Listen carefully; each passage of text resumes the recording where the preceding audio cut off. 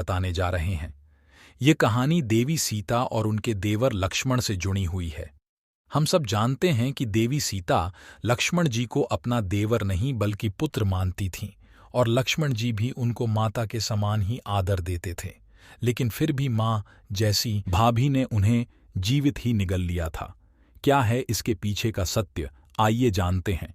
कहते हैं वनवास जाने से पूर्व देवी सीता ने यह मन्नत मांगी थी कि यदि वह सकुशल अपने पति और देवर के साथ वापस अयोध्या लौट आएंगी तो सरयू नदी के दर्शन कर विधिपूर्वक उनकी पूजा अर्चना करेंगी, रावण को पराजित कर और 14 वर्षों का वनवास काटकर जब श्री राम, सीता जी और लक्ष्मण वापस लौटें तो एक दिन अचानक उन्हें स्मरण हुआ कि उन्हें सरयू नदी पर जाकर अपनी मन्नत पूरी करनी है।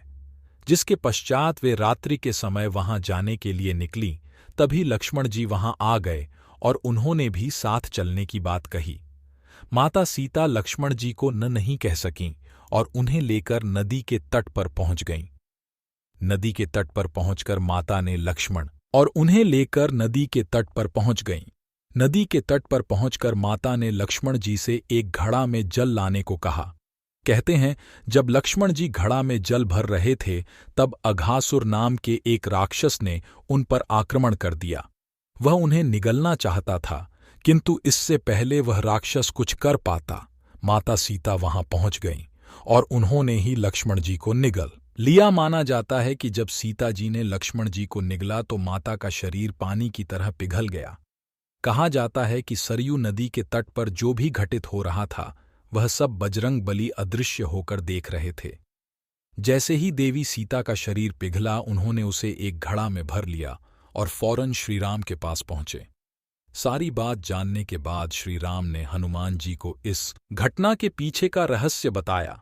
दरअसल अघासुर को शिवजी का वरदान प्राप्त था, जिसके अनुसार जब सीता जी और लक्ष्मण जी का तन एक तत्व में बदल जाएगा तब उसी तत्व से इस राक्षस का अंत होगा। श्री राम ने हनुमान जी को यह भी बताया कि वह तत्व उनके द्वारा ही अस्त्र के रूप में प्रयुक्त किया जाएगा। इसके बाद प्रभु श्री राम ने हनुमान जी को आज्ञा दी कि वह तुरंत ही उस तत्व को सरयू नदी में प्रवाहित कर दें। कहते हैं जैसे ही बजरंगबली ने उस तत्व को सरयू नदी में बहाया, एक भयंकर ज्वाला उठी जिसमें अघासुर जलकर भस्म हो गया।